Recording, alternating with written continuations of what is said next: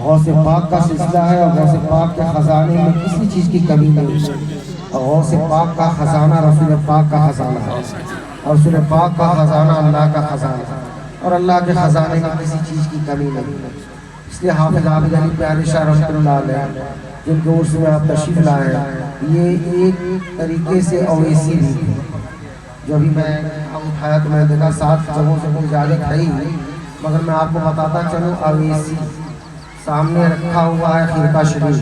کوئی پوچھ دے بچوں سے، آنے والی نسلوں سے، یہ کیا سینے میں رکھتے ہیں، کیا کرتے ہیں، تو میں دلیل فراہم کر دیتا ہوں۔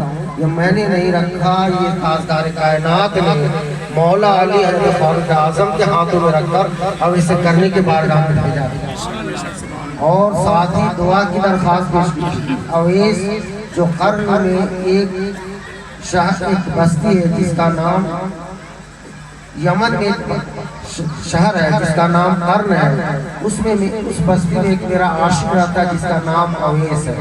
اس کو جا کر میرا خرقہ شریف دینا اور میرا سلام کہنا، میری امت کی مغفرت کی دعا کرا کر آقا صلی اللہ علیہ وسلم نے دعا کے لیے بھیجا۔ حدیث پاک کوٹ کر رہا ہوں، جو لوگ صرف بخاری کی بات کرتے ہیں میں امہات الکتب کا حوالہ دے رہا ہوں۔ باقاعدہ امام بخاری نے آپ کے فضائل میں ایک باب ہی قائم کیا ہے اب اسے کرنے کے فضائل میں، اور وہ کون سی ذات ہے اب اسے کرنے کی؟ آپ امام التابعین ہیں۔ 20 سال تک سرکار نبوت کا زمانہ آپ نے پایا، مگر شرف صحابیت سے محروم رہے۔ کیوں؟ 20 سال تک سرکار کا زمانہ پایا تو دیدار کر لیتے، صحابی ہو جاتے، مگر آپ تابعی ہیں، امام التابعین ہیں، مگر کیوں نہیں گئے سرکار کی زیارت کرتے؟ آپ کا عشق حقیقی تھا، ہم لوگ تو مجازی میں بھی نہیں ہیں۔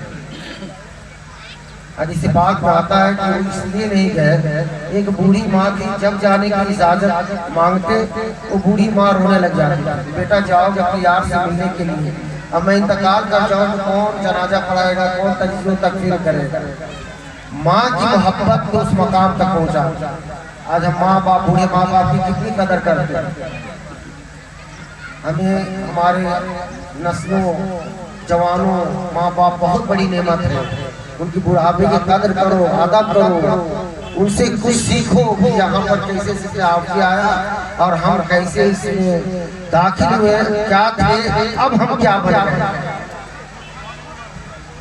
کوشش کریں جہاں سے یہ چراغ جھارکھنڈ میں جلا، اس جگہ کو نظر بد سے بچانے کی کوشش کریں، اچھی باتیں یہاں سے جانے کی کوشش کریں کہ اچھی باتیں جائیں، اچھا میسج جائے، اچھا پیغام اس بستی سے جائے، تاکہ جہاں جہاں جائے لوگ نام لے کے واقعہ میں حافظ پاک کا قدم جس جگہ پڑا ہے، آج وہاں کی نسلیں پشت در پشت عاشق رسول، حب اہل بیت، حب اولیاء کرام پیدا ہو رہے ہیں۔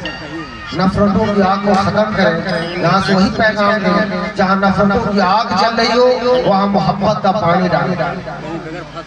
اگر علماء کا اختلاف سنیں تو آپ کام نہ دھریں، اچھی بات سنیں تو ایکسپٹ کر لیں، اختلاف کی بات ہو تو بزرگان دین فرماتے ہیں کہ اختلاف کے پیچھے کیوں پڑنا، ہو سکتا ہے کئی ریجن ہو اس کے پیچھے، تعصب بھی ہو، اس کی ذاتی لڑائی بھی ہو سکتی ہے، تو اس کو نہ دھیان دیتے ہوئے اچھی باتوں پر دھیان دیں۔ آپ میں بھی جو اختلاف ہو بچوں تک وہ بات نہ پہنچائیں، بچوں کو اچھی ترغیب، اچھی نصیحت آپ کریں، اور بزرگ اس لیے ادب کریں کہ بزرگ یہ ہمارے عمر میں بڑے ہیں، بھلے اتنے نہیں عمر میں بڑے ہیں، ہم نے جن چیزوں کو نہیں دیکھا ہوگا ان کی آنکھوں میں ان کی زیارت کی۔ زیارت رات کی خطاب میں نے کہا تھا نا، جو سرکار کو دیکھ لے ہو صحابی ہو جائے، جو صحابہ کو دیکھ لے ہو تابعی ہو جائے، جو تابعی کو دیکھ لے ہو تبے تابعی ہو جائے۔ دیکھنے کا یہ مقام ہے۔ تو اب ایسے کرنی دیکھنے گئے تھے، یہ نہ سمجھے کہ نہیں گئے تھے۔ ایک دن جد کیے تو ماں نے کہا بیٹا تم اپنے یار سے جاؤ، مل آؤ، ملاقات کی اجازت دیتی ہوں، انتظار کی اجازت نہیں ہے، صرف ملاقات کرنا اور چلے آنا۔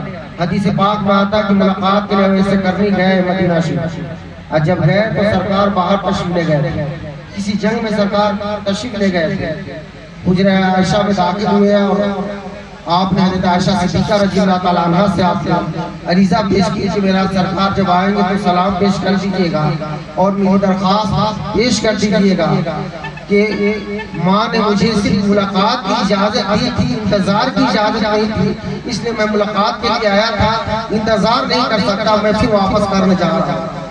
آپ نے یہ جملہ کہہ کے آپ اپنے وطن واپس چلے آئے۔ جب سرکار جنگ سے تشریف لے آئے، حجرہ عائشہ میں سرکار جیسی داخل ہوئے، آقا خوشبو سے پہچان لیے۔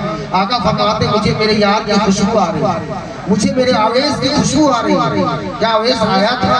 ام المومنین حضرت عائشہ صدیقہ فرماتی اویس آئے تھے، ماں نے ملاقات کی اجازت دی تھی، انتظار کی اجازت نہیں تھی، ملاقات کے گھر سے آئے تھے، آپ کو سلام کہا ہے اور پھر واپس چلے گئے کہ ماں بوڑھی ہے، بیمار ہے، کون خدمت کرے گا، اس لیے واپس چلے گئے، انتظار کی اجازت کرتے آپ واپس چلے آئے۔ آقا صلی اللہ علیہ وسلم نے حضرت مولا علی اور حضرت فاروق کے ہاتھوں خرقہ شریف بھیجتے ہوئے جو دعا کے کلمات کہتے کہ امت کی بخشش کی دعا کرانا، یہ صحابہ گئے ملنے کے لیے، کس سے ملنے جا رہے ہیں؟ اب اسے کرنے سے۔ اب جو کوئی کہے کہ ولیوں کی بارگاہ میں کیوں جاتے ہیں، یہ دیکھ لے ولیوں کی بارگاہ میں جانا صحابہ کی سنت ہے، ولیوں کی بارگاہ میں جانا حضرت موسیٰ کی سنت ہے، جو حضرت خضر علیہ السلام کی بارگاہ میں آپ گئے۔ ولی نبی کی بارگاہ میں آ جاتا تو مباح ہو جاتی، جائز ہو جاتا، شریعت میں حجت اور دلیل نہیں پہ ہم پر آ سکتا، اور نبی کا ہر فعل شریعت میں سنت اور حجت اور دلیل ہے۔ اس لیے رب تعالیٰ نے فرمایا ہے موسیٰ تم جاؤ میرے محبوب بندے خضر کے پاس تاکہ قیامت تک جو بھی ولی کی بارگاہ میں جائے نبی کی سنت ادا ہو۔ تو ولی کی بارگاہ میں جانا نبی کی سنت ہے، ولی کی بارگاہ میں جانا صحابہ کرام کی سنت ہے۔ مولا علی گئے، فاروق اعظم گئے، یعنی اعلیٰ ادنا کی بارگاہ میں جا رہا ہے اور دعا کی درخواست کرانے جا رہا ہے۔ ہر میں پہنچنے کے بعد پتہ پوچھ رہے ہیں یہاں اویس نام کا کوئی شخص رہتا ہے؟ لوگوں نے کہا وہ تو دیوانہ ہے، بکریاں چراتا ہے۔ صحابہ کرام مولا علی فرماتے اسی دیوانے سے فرجانے ملنے آئے۔ حیران ہے لوگ صحابہ کرام کی بڑی ہستی آئی ہے دیوانے سے ملنے۔ مولا علی پوچھا تم دیوانہ کہتے کیوں؟ گاؤں والے جواب دیتے تھے دیوانہ ہم اس لیے کہتے ہیں کہ جب ہم لوگ ہنستے ہیں تو رونے لگ جاتے ہیں، اور جب ہم لوگ روتے ہیں تو ہنسنے لگتا ہے، عجیب دیوانہ آدمی۔ مولا علی فرمایا تم کیا جانو کہ تمہارے رونے پر وہ ہنستا کیوں ہے اور تمہارے ہنسنے پر روتا کیوں؟ اگر تم جان جاتے تو اس کی تباہ کر۔ سنو تمہارے ہنسنے پہ وہ روتا کیوں ہے؟ کاش تم جان جاتے کہ آخرت کی لذت کیا ہے، قبر کا خوف، قیامت کی گرمی جان جاتے، ہنسنا چھوڑ دیتے ہر وقت خشیت الہی میں، ہر وقت